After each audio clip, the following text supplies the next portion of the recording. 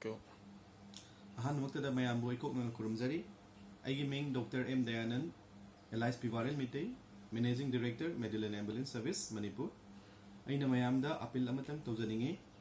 हौजिक लेरिबा corona virus की situation सिदा मेडिलन एम्बुलेंस सर्विसेस ना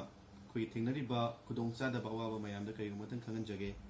हौजिकसे अखोई ngaraंगदगी खंगहाउदना मणिपुर कोरोना वायरस की केस अमा लेदेना लाउथोरकपदगी पेशेंट अयाम्बा हॉस्पिटल लेरम पेशेंट अयाम्बा डिस्चार्ज तौनिंगबा कया अमा हेंगलखी लोइना इमरजेंसी की पेशेंट कया अमसु हॉस्पिटल दगी पुखतनबगीदमक्ता अखोइदा कॉल लेतना लाक्ली तबदबो याम लाइबक थिबा थौदो अमा हाइतारगदी मेडिलन एम्बुलेंस सर्विसेस लेरिबा EMT अखोइ इमरजेंसी मेडिकल टेक्नीशियन अमदि अखोइगी एम्बुलेंस सेफु थौबिदिबा पायलट सिंग असि लेकाई लेकाई दगी मखोइ इमुंग मनुंग यावना लेकाई लेकाई की मियोइ कया अमना पेशेंट अखोइगी स्टाफसिन ऑफिस लाक्निंगलबसु कईगुमा नंग ऑफिस चटप तारगदी नंग हलक्प यारोय हाइबना चिंगबा नत्रगना नंग युमदगी थोकप यारोय हाइबना चिंगबा मया अमा लॉकडाउन ग मई लेना थमखिबदगी एम्बुलेंस सर्विस असे अखोइ हुजिक लेपगी कंडीशन द लाए करीगुंबा मेडिलन एम्बुलेंस सर्विस ना लेपकिबा तारगदी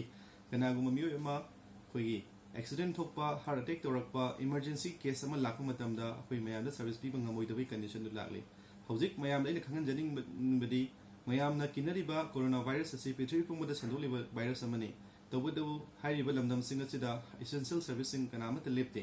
अदबु अखोइ मणिपुरदा लेरिबा मयामना हेन कीबा हेमनखिबा अमसुंग चेक्सिनबगी थौदोंगनि हाइदुना हाइरिबा एसेंशियल सर्विसिंग असे लेपखिबा तारगदी कोरोना वायरस ना सिबदगी हेन हाइरिबा अखोइगी अतोप अनाबसिंग इमरजेंसी ओइबा केस मयामदा सिबगी मसिंग असे हेंगललोय हाइनिंगाइ लेते मदुमना मयामना इन अपील तौजनिंगबदी तसेंगना अखोइ मियोइबसी सर्विस अखोइ तौरगेना थोलबा ngaतनी मतेंग पांगजगेना थोलैबा मयांगी मतेंग पांगजगेना थोलैबा मियोइसिंग असिबो अखोइ चलहनबिदबा अखोइ लंबिदा थिंगबिबा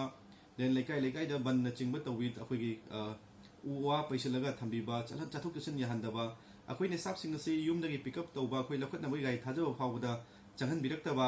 देन लेकाइगी मयामना मा चखरगदी अमोना युम लेकाइदा चंगबा यारोय हाइबदा चिंगबा मयामसि लेबदगी स्टाफसिंग असि थोप कीरगा लेरे हजै अदुना तसिंगना अखोइ असिगी कंडीशन सिददी अखोइ मेडिलन एम्बुलेंस सर्विस असि सर्विस लेपगी कंडीशन दु लाए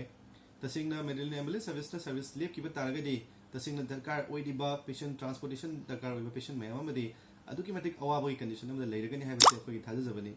मयामना खंथाबिरगा हाइरिबा इमरजेंसी सर्विस तौरिबा मियोइसिंग असि मागी थबक लाकपदा यत बिबिगनो मखोइबो using मखोइना protective मेजर्सिंग सरकारगी माइकैदगिसु अखोइ मतिंग पांगबिनबा निजरी लोइना अखोइ Medilan ambulance service ना पुंग कुनबरी चुपना अयुंग नुंदांग खाइदना मियांगी सेवा तौबा ngahonbiu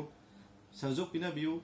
अखोइ हौजिक लेरिबा मतम असिदि अमना अमबो मतिंग पांगनबा मयाम अमा मतिंग पांगनबा मतमने मसिदा चटप यारोय अदुगी नंग थबक काबा यारोय हाइबना चिंगबा थिंगबिबना चिंगबा मयाम तौसिलक तारगदी हेन्ना अवाबा हेन्ना अखोइ साथीबा मणिपुर अमा थोललोय हाइनिंगाइ लेते हौजिक लेरिबा मतम असिदा मियोइ लमदम खरददी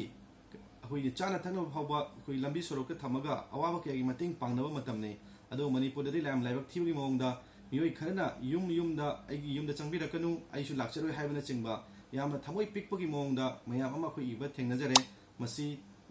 महाकी section थोरांग लखतपदि Oramba याइ but corona virus ना नारगा सिबदगिदी अखोइ ह्यूमन इंटरैक्शन मी अमना मी अमु नुसिनादबगी चांगसिना हेना सिबगी चांगसि वाखलोय हाइनिंगाइ लेते मेडिलन एम्बुलेंस सर्विस की माइकैदगिसु मयामदा अमुना हन्ना हन्ना अखोइ मयामदा अखोइ अपील तौजनिंगबदी एम्बुलेंस सिंग लाकप लंबी सिंगदा अखोइगी उवा फैजलगा थंबिबा तौबिगनु युमई महौ लांगपोक युमई चाकपा एक्सीडेंट थोकपा हार्ट अटैक तौबना चिंगबा यामना सीरियस ओइबा कंडीशन कया अमदा तसिंगना इमरजेंसी सर्विस तौजरिबा मियोइ सिंगदा हेन अपन ओहेलि मरमदुना अरुइबोइना हाइजनिंगबदी मेडिलन एम्बुलेंस सर्विस तौबा ngahonbiu मयामना मतेंग पांगबिu स्टाफ सिंगना युमदगी लाकपा मतमदा अथिंगबा पिबिगनु मयांगीदमक्ता कथोगा थबक तौजरिबा सर्विस असिबु मयामना सहयोग पिनाबिu नत्रगदी अखोइ Medilan ambulance service ngasi nomani sigi manungda अखोइ service लेपसेबगी फिल्मदा लाए मयाम पुनमक्तगी हाइरिबा सहयोग सिनिजरी पुनमना मतेंग पांगबिरकनी हाइबगी थाजबा थमजै थैंक यू।